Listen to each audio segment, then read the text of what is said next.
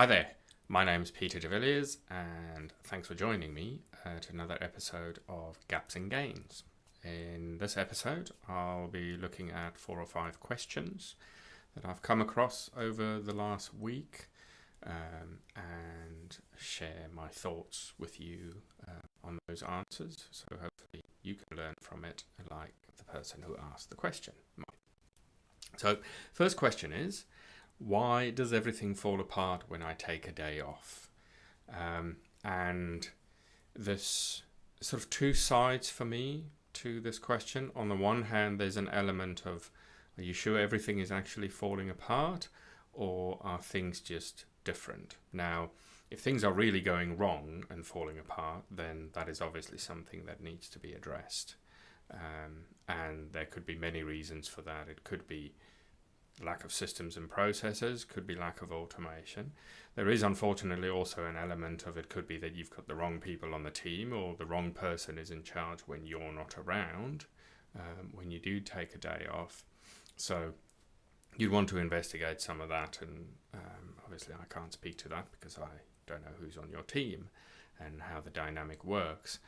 But if we focus on the systems and process side and the automation side of it, it can often seem like things fall apart when in fact they are just different. And that could come from you being focused more on exactly how things are being done rather than what the outcomes are at the end of that day. So you want to be very clear on, well, what is it that's actually the problem? Is it that things aren't being done, or things aren't being done quite the way you want them to be done? And then you can set up your systems and processes to help you with whichever one of those it is. So if it's the fact that things aren't being done, then the reality is that's on you to a large extent. If people aren't trained properly, if you don't have systems and processes in place, and automation can help you a lot with this, then it's on you as the business owner, because ultimately the buck stops with you. But to make life easier for yourself and for your team, you can define at least just the simple outlines of processes if you don't already have them, and then use automation to help ensure that those elements are run. So let's say, for instance, certain things need to happen for your customers. You should use automation to generate the tasks for the people who have to execute that. Now that depends on how you do that, whether the team is office-based, and by that I don't mean that they're necessarily in one office, but it's just if they work from a desk, let's think of them as office-based, or if you have a team, a service team out on the road, like electricians, carpenters, plumbers, builders, whatever it might be, then obviously those things would be different, but technology is available that those things can be created. Now, you also have an element of, well, if you know you're going to take a day off, and this is your business is still at a stage where you don't have a lot of this in place, then of course you can just plan the next day a bit more than you would otherwise, because you may find that, okay, if you were there on the day that you've taken off, someone might ask you a question, you could update them, you can answer, you can orchestrate what happens in the day. So you could just the night before you actually go away, or the afternoon, you can actually just deliberately plan out the next day and try and preempt those questions, and put the answers forth, and just in written form, just to the individual team members that need to know this information, you can give that to them in advance, so that the next day they can turn up and know exactly what they need to do. Because from the question, it sounds like that is not the case. Everyone's still relying on you for it. So I'd say in simple terms, you can just plan that day off better, and map out, write out, leave instructions in as much detail as you need to. But really you want some systems, processes and automation in place to handle that for you, even when you are in the office. So even when it's not your day off, you want your team to be able to rely on the things that you've built in the business rather than just relying on you, and then on the odd day that you take off, nobody really knows what to do, or everything needs to change because you're not there. Hope that helps. Coming on to the next question, is it naive to think I could eventually step back from the day to day? I would say if you've not done the work of actually putting in the right systems and processes for your business and building automation into your business to help you run that and to help the team run the business for you, then yes, it is naive. It's what I see quite often is that business owners have a bit of wishful thinking in that if they can just hire this one person, then life will magically transform in the business and their lives will be easier, and then they can step back from the day to day. But you have to remember that, okay, fine, let's call this person a general manager. You decide to hire the general manager, well, they don't know what to do either, because the business doesn't have the structure, it doesn't have the processes, and it might not have the automation. And therefore, they're now just in the same boat that you are, but they don't own the business, so they're still going to rely on you. Unless you give them the clear autonomy, and that's a very different scenario from just stepping back from some of the day to day, rather than actually handing it over to a third party and say, okay, treat it as your own, and we'll meet up every 30 days for a conversation about how things are going. Now, I do know people who have done that, who have run their own business for many years and then installed a manager, but that was only the installing of the manager, a CEO as such, was the last thing they did. That's not what they used to get the business to that point. So by that point, they already had a strong, well-trained team. They have systems, processes, automation where appropriate, so that this CEO, general manager, can come in and manage the business rather than do all the chaos and firefighting that takes place in a lot of small businesses where these things aren't in place. So yes, naive if you don't actually build the business in the right way, but completely realistic if you focus on creating those systems, processes, automation, and the structure and the training across your business.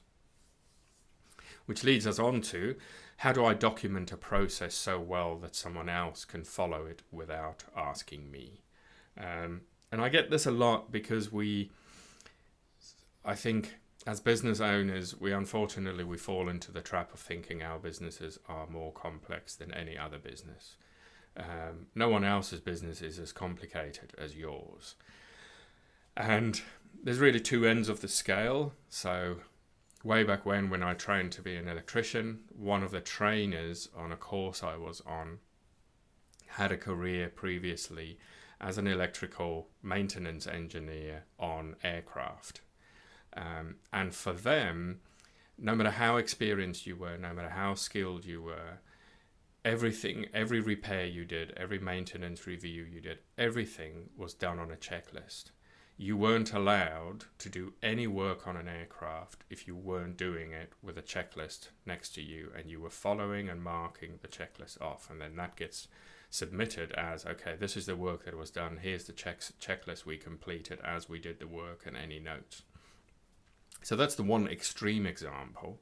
Now, there is, if we take the other side of that process documentation, it could just be something as simple as, my daughter was at a camp this weekend. Well, basically, one of the things that need to happen when you turn up at the gate at the camp is you need to be signed in, confirm that a health and safety waiver, whatever the form is, was signed by the parent, and then confirm that the parent knows when pickup is. Now, that's a very loose. What then happens in the 2 days of the camping, nothing of that is in that process.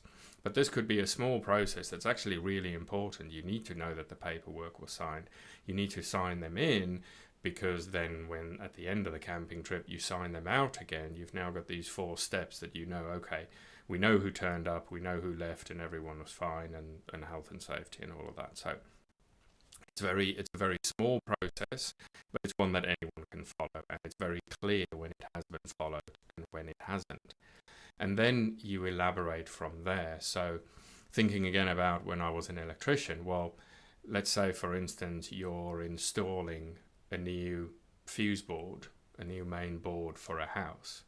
Now, there would be checks that you have to do before you agree that you can do the work.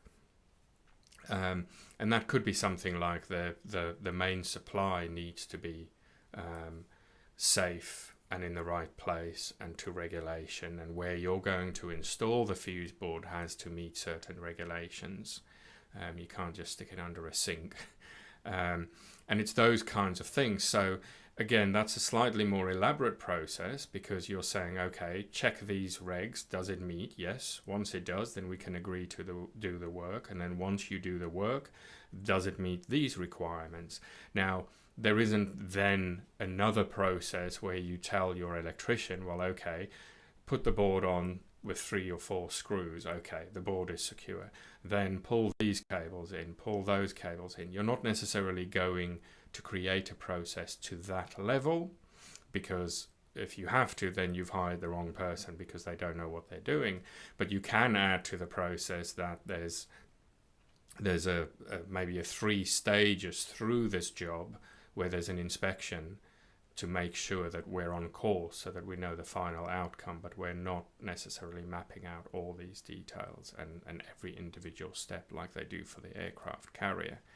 And then from a documentation perspective for that, it can either just be a reference of what it needs to be, or you can then say, oh, well, actually, it's quite important that these individual steps are followed, more like the aircraft side, where you then say, okay, every time this job is done, here's a piece of paper that is filled out, and the checkboxes need to be made. And then there's things in between that you can do. So we had, I worked with a kitchen design and installation company, and there what we did for them is just their whole system ended up being a folder for every job with 9 sheets in the front of the job, in front of the folder, for the 9 stages that a project goes through, from inquiry to installation being completed. And then each of those sheets just had a checklist on it, with space for some notes, but it had a checklist on it. And that's basically then just that you open up and you can see, okay, we're on the first sheet. This was done, that's not done, that's not done. So if it's in step 1, some person was responsible for that, and they can just open the folder and they know exactly where that particular customer and installation and design process is, and they can see what has been done and what has not been done, so they can then follow that. And when you get to the end of page 1, that means the first stage is completed. You can then move that page and move the folder to the next section. And now whoever's responsible for section 2 can just look at the sheet and say, yeah, it's ready for this, and I can go and do that. Now, that was a completely analog system for them. They didn't use any software for this. It was just mapping that out, and then they could manage that and work that way, rather than having to get into any automation or any fancy software or anything to train the team. It was completely analog, but it worked really well. So you want to decide at what resolution are you going to operate, and then you map that out. And how that then represents itself within your business depends really on how much technology you want to go around, how frequently might a system change, if at all, and how you want to run that. So I would start with, so for the kitchen, there were these 9 stages that a job lived in. So you want to look at that resolution first and say, okay, these are our stages. Now, can we just track those and know where the jobs are? We don't, at the moment, need any more detail for that. And then you build the detail into that for it, and then you can obviously amend it as it goes along and update training as you need to. But once you've got those big milestones, you can then say, okay, what's the sub-steps within each milestone? And there are things you'll find in there that some of them have to happen every time, so they're top of the list, and then you've got the contingency or the option ones that happen. And once you've got that thought out and planned out, then you can say, okay, how much of this can we do in software? And if we were doing it, then those task management, all those elements can be in software. It reduces communication because everyone can just look at a dashboard and say, oh, yeah, I can see what I need to do today because one person completed 3 things on Friday. When I come in on Monday, there's now 2 things for me to do. And I don't have to go and ask, are they ready for me to do it? Because the system will tell me. But that can be further down your management of your systems and processes. That's not that level of technology and automation doesn't have to be the starting point for it. So you can start in a completely analog domain. And I always suggest that people at least plan and design their processes and the systems they plan to build completely analog, no tools involved, so that the system you build isn't determined by your skill level of using the tool or what the tool is capable of doing, and that you build the best system and process for your business. If we move along, question 4, how do I know if I'm ready for automation or if my processes need fixing first? It leads on a bit from the previous question, really. It's very important that the two go hand in hand. You do a bit of the one and a bit of the other, and then you learn from that gets the one and then the other. And you also find that when you start putting automation in place, it eliminates some of the things you used to do manually before, and therefore you find that your process changes because you've automated some things. And you alleviate there's manual work that now doesn't need to be done, and then because the automation has taken over. So the two go hand in hand. So that's why you want to start out, for example, if I stick with the kitchen example, let's say, for instance, we define we've got these 9 stages that a project would live in. Now, of course, there you also need to know, well, what defines when it can move from one stage to the next. Now, once you have that in place, now you're at a point where you can automate some of that, and you can say, okay, when it moves from stage 1 to stage 2, send this email out. And that's all you're doing.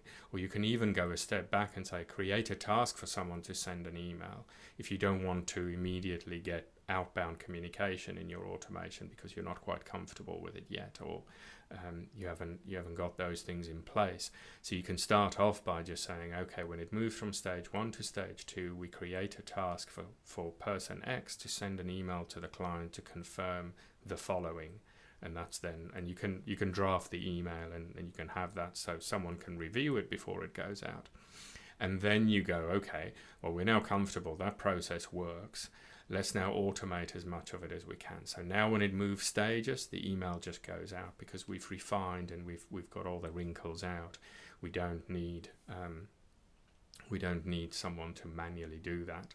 So there's an element, you can see how that would grow, and there's an element of it that actually your processes are never fixed and then you add automation to it, because the two affect each other and can improve each other. And it's a living, breathing thing, just like your business. It'll change over time and it'll improve, and things that worked a year ago really well, you will find actually no, it keeps causing this issue. We need to go and change that. So I definitely say don't try and perfect your processes before you start using automation to help you manage that, because you'll run into walls where you have now created this beautiful process, and as soon as you add automation to it, then you start finding holes in it because now things aren't necessary or things need to be slightly different. You can think of it a bit like the two schools of software development. On the one hand, you've got the big projects that are never completed and more than often fail, because what we're doing is we're designing this piece of software and we're going to spend the next 2 years building it before anyone gets to use it.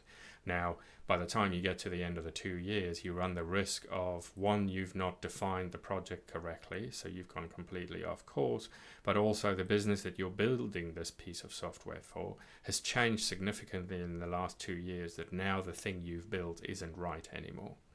Whereas the better approach is to do it iteratively, where you decide, okay, what is the minimum that this piece of software needs to do in order for someone to use it, and let's build that in the next 6 weeks. And then we get people to use it, and then every 6 weeks we add new features and functionality as we learn from the users what they need and what needs to improve, and we then build iteratively like that, which means 2 years down the line we've got almost 2 years worth of user engagement and people actively using it in the business and it being useful, and therefore we can change whatever we need and add, rather than trying to come up with this perfect piece of software that we spend 2 years building and then it's not fit for purpose anymore. So I think in short, you are ready. It might not feel like you're ready, but you are ready, and the sooner you get started, the better you'll be at this, the more gains you'll make, and the better your business will be off for it. So on to the last question, question 5. What do you do differently from a traditional business coach? So what do? I think to begin with, I don't see myself as a business coach. I'm much more technically oriented than that. So for me, it's much more a case of working with you to identify what the processes and systems in your business might be, to help you design those, and then to actually get hands dirty and implement those solutions. So it's not a case of us just having a chat every 2 weeks or every 4 weeks.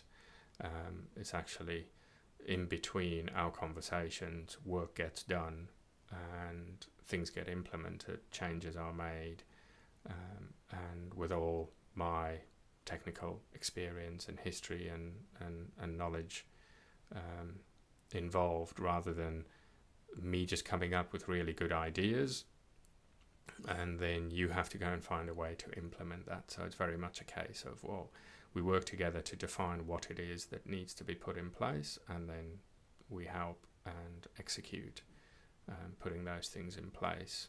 And again, that all happens in this iterative manner that I described. We don't wait for a big project or anything. We just get started and we just chip away at it. And over the course of a year, you then find that your business is completely transformed and it's different to what you thought it was going to be a year before, because it's grown organically out of that.